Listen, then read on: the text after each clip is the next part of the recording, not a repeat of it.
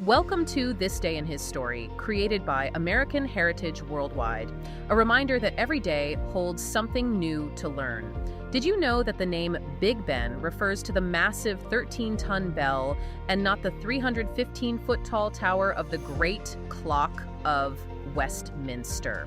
Learn that the Big Ben clock tower stands 11 floors high with 4 faces, each measuring 23 feet in diameter and a minute hand that is 14 feet long.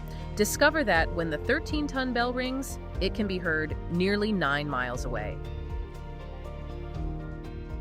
We have a truly monumental mission ahead of us. We really do. Yeah, we are taking a fascinating stack of sources, historical documents, horological facts, and technical specifications to uncover the brilliant, chaotic, and sometimes purely accidental history behind one of the most famous landmarks on Earth. And we are so glad you are joining us for this, because this isn't just, a simple timeline of a clock. Right. It is a story of incredible engineering hubris, wartime resilience, and a relentless pursuit of precision. As we go through these sources today, I want to encourage you to really think about your own relationship with time. Okay, let's unpack this, because right out of the gate, we should acknowledge a massive misconception. Now, Big Ben is not the famous clock tower. No, it isn't. It is actually the name of the 13-ton bell hiding inside the tower. Exactly. Everyone calls the whole structure Big Ben, but the 315-foot, 11-story tower was officially renamed the Elizabeth Tower back in 2012. To honor Queen Elizabeth's Diamond Jubilee, right? That's the one. But to understand why this tower and this bell even exist, we have to look at the blank slate that started it all. If we connect this to the bigger picture, wait, I think you usually say that line. I do. If we connect this to the bigger picture, that blank slate was born from absolute tragedy. On October 16, 1834, a massive fire destroyed the old Palace of Westminster. It's a completely catastrophic loss for the city. It really was. But this tragedy created a literal blank slate and the need for a brand new monumental clock tower. And you obviously can't just hire any local clockmaker off the street for a monument like that. In 1852, they commissioned a man named Edward John Dent. A true master of his craft. Absolutely. He had learned the clockmaker trade early on, and he built a massive reputation by 1829. By 1847, the guy owned 3 shops in London. And his true specialty was the construction of chronometers. Which, just to give you listening a relatable analogy, think of chronometers as the 19th century equivalent of an ultra-precise smartphone GPS. That's a great way to put it. They were these portable timekeeping devices that were absolutely vital for marine navigation. They allowed sailors to determine longitude, keeping perfect time, despite violent ocean motion, temperature swings, humidity, and air pressure changes. Dent's impeccable reputation won him incredibly lucrative business from the Admiralty, and he even won the first premium award at the Royal Greenwich Observatory's annual timekeeping contest in 1829. But there is a really sad twist to his story. After a lifetime of mastering time, Edward John Dent died on March 8, 1853. Right before finishing the clock. Yeah. So his son, Frederick Dent, had to step in and take over. He finally completed it in 1859 with the bell ringing out for the first time on May 31st, 1859. And we should point out that the specs for this new clock were terrifyingly precise. I mean, the rules were brutal. They were. Quarter chimes were to be struck on 8 smaller bells, and the main hours on a gargantuan 14-ton bell. But the most stressful part of the whole thing. The accuracy requirement. Yes, the first strike of each hour had to be accurate to within 1 single second. Which sounds completely absurd for a giant mechanical beast exposed to wind and rain high up in a Victorian tower. It was an unparalleled level of astronomical precision for a 19th century mechanical device. To enforce this, Sir George Airy, the royal astronomer, was appointed referee in 1846. The ultimate watchdog. Exactly.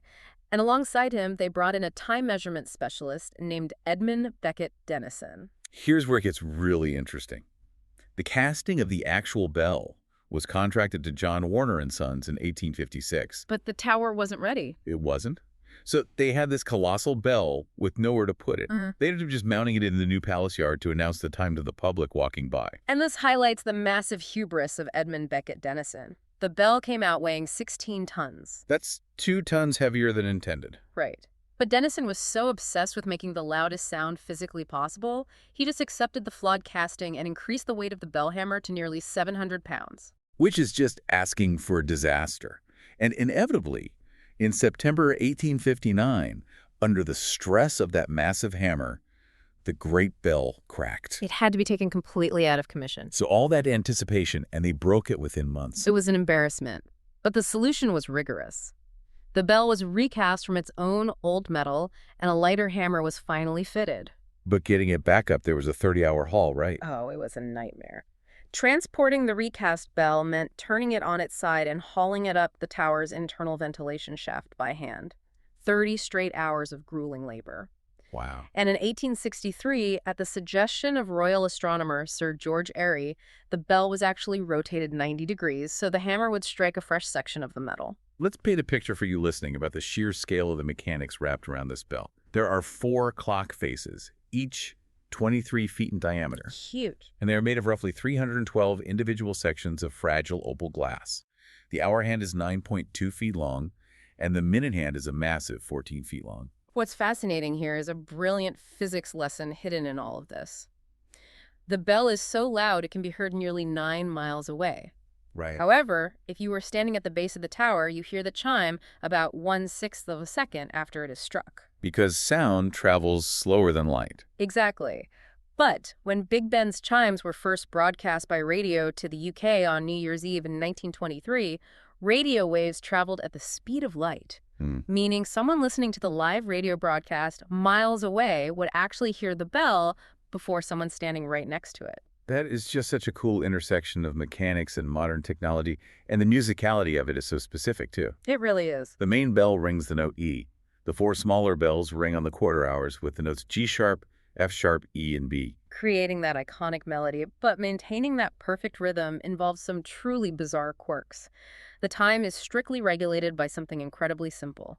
They place a stack of old coins on a massive pendulum. Adding or removing a coin changes the center of mass and slightly alters the speed. It's brilliant. But nature has absolutely intervened as well.